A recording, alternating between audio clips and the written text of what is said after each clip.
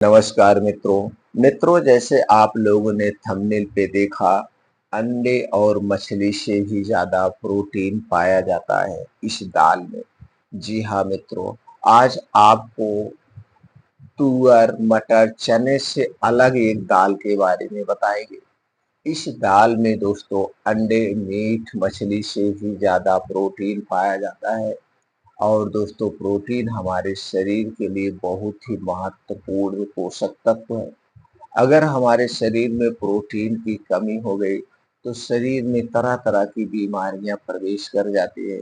हमारे शरीर की हड्डियां मांसपेशियां कमजोर होने लगती है। शरीर में इसी तरह की बहुत सारी कमियां आने लगती है, हमारे मसल क्षीण हो जाते हैं। दोस्तों अगर आप अपनी बॉडी को बनाना चाहते हैं, हमेशा स्वस्थ और निरोग रहना चाहते हैं, तो प्रोटीन का ध्यान देना बहुत जरूरी है। दोस्तों चलिए जानते हैं एक दिन में हमें कितना प्रोटीन चाहिए। दोस्तों पुरुषों के लिए 55 ग्राम प्रोटीन की जरूरत पड़ती है और महिलाओं के लिए 45 ग्राम प्रोटीन की जरूरत पड़ती है।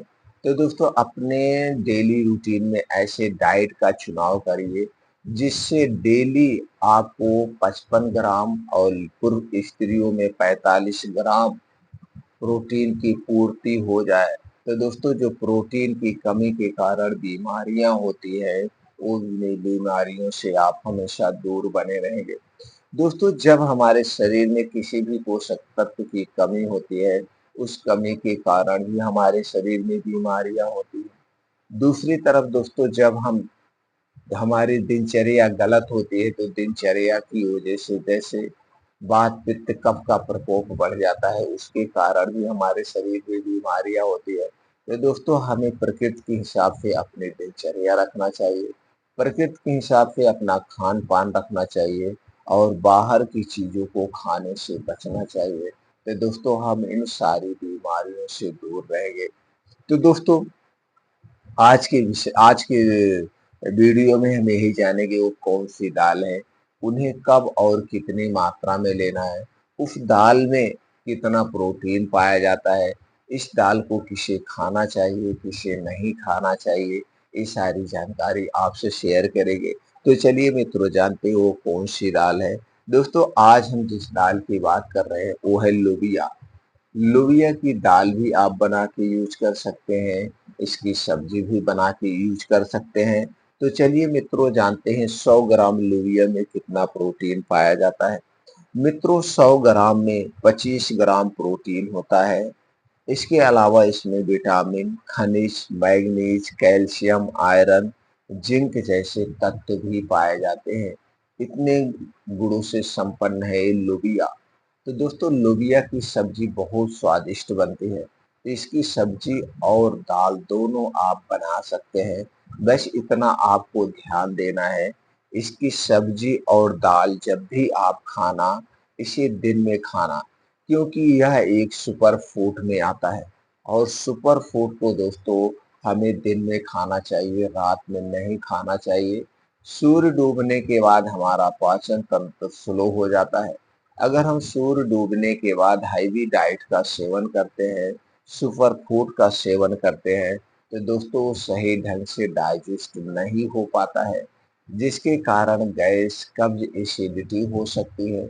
और जब गैस कब्ज एसिडिटी बढ़ेगी तो दोस्तों शरीर में तरह तरह की बीमारियां उत्पन्न होंगी। इसलिए दोस्तों जितने भी सुपर फूड हैं जैसे दूध हुआ, पनीर हुआ या लोबिया हुई, दालें हुई, साग हुआ, इन सब चीज़ों को दिन में ही खाना चाहिए, रात में नहीं खाना चाहिए। तो इसकी सब्जी जब भी लेना है, दिन डूबने के पहले लेना है आपको, सूर्य डूबने के बाद दाल और सब्जी का सेवन नहीं करना है। तो दोस्तों इसको दाल और सब्जी के रूप में आप सेवन कर सकते हैं। तो चलिए मित्रों जानते हैं इनका सेवन किसे नहीं करना चाहिए। दोस्तों इसका सेवन सभी लोग कर सकते हैं, बस इतना ध्यान देना है आपका पाचन तंत्र बहुत कमजोर ना हो। अगर आपको गैस कब्ज एसिडिटी की शिकायत है, इसकी लिमिट मात्रा में लेना है, बहुत अधिक मात्रा में नहीं लेना है, इसे बहुत अधिक मात्रा में नहीं लेना है। बाकी तो दोस्तों यह किसी को नुकसान नहीं करता है, नुकसान के अभी तक कोई शोध सामने नहीं आए हैं। तो जैसे आप तुअर की दाल खाते हैं, चने की दाल खाते हैं, मटर की दाल खाते हैं, उसी तरह से इसकी दाल या सब्जी बना के आप खा सकते हैं। सब्जी में दोस्तों जैसे आप छोले की सब्जी बनाते हैं, उसी तरह से लोबिया की भी सब्जी बनाई जाती है। तो दोस्तों अपने डेली रूटीन में लोबिया और का सेवन ज़रूर करें। तो चलिए दोस्तों कुछ और दिनचर्या के बारे में, डाइट प्लान के बारे में जानते हैं जो हमें बीमार बनाता है। दोस्तों हमारे शरीर में 3 दोष पाया जाता है, वात दोष, पित्त दोष और कफ दोष। दोस्तों जब हमारे शरीर का ये 3 दोष डिसबैलेंस हो जाता है, बढ़ जाता है, तो हमारे शरीर में तरह-तरह की बीमारियाँ होती हैं। तो दोस्तों अपने शरीर के 3 दोष को हमेशा बैलेंस करके रखें। हमारे शरीर की 3 दोष को कौन-सी चीज़ें बढ़ाती है? दोस्तों जब हम बाहर की चीज़ों का सेवन ज़्यादा करते हैं, बाहर की खुली हुई चीज़ें लेते हैं या तली भुनी हुई चीज़ें लेते हैं, यह हमारे शरीर के वात पित्त कफ को बढ़ाती है। जैसे समोसे, pizza, burger, toast, momos, chowmein, jalebi, ये बाहर की जितनी भी चीज़ें हमारे स्वास्थ्य के लिए हानिकारक हैं, दोस्तों इनका सेवन हमें नहीं करना चाहिए। दूसरी तरफ दोस्तों हमें ठंडा पेय पदार्थ का सेवन नहीं करना चाहिए। अगर हम ठंडा चीज़ें लेते हैं, चाहे वो ठंडा पानी हुआ, फ्रिज में रखा हुआ कोई भी सामान हुआ, कोल्ड ड्रिंक, सॉफ्ट ड्रिंक, ये दोस्तों चीज़ें हमारे शरीर के कफ दोष को बढ़ाती है। इसलिए हमें रूम टेम्परेचर का पानी पीना चाहिए, रूम टेम्परेचर का खाना खाना चाहिए। दोस्तों इससे हमारे शरीर का कफ दोष बैलेंस में रहता है। दूसरी तरफ दोस्तों ये जितने भी पैकेट बंद, डिब्बा बंद सामान है, ये हमारे स्वास्थ्य के लिए बहुत ही हानिकारक है।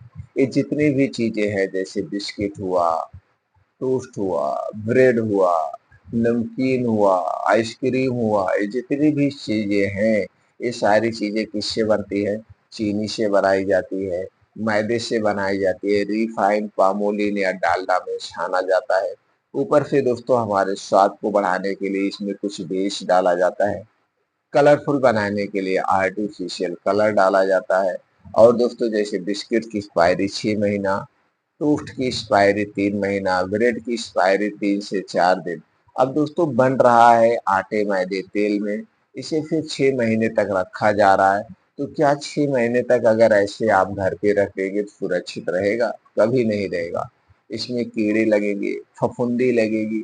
तो दोस्तों इन सबसे बचाने के लिए इसमें एक प्रकार का केमिकल डाला जाता है, जिसे आप पॉइज़न कह सकते हैं, ज़हर का काम करता है।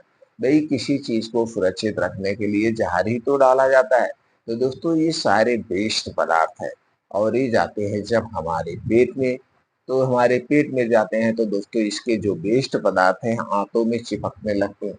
धीरे-धीरे आँतों में एक मोटी लेयर बन जाती है, जो आगे चल के गैस, कब्ज़, एसिडिटी का कारण बनती है। इसलिए दोस्तों इन चीज़ों का हमें कभी सेवन नहीं करना चाहिए। हमें घर का बना हुआ खाना, घर पे बनी हुई चीज़ों का ही सेवन करना चाहिए। तो दोस्तों इन सब का सेवन करके हम हमेशा स्वस्थ और निरोग रह सकते हैं।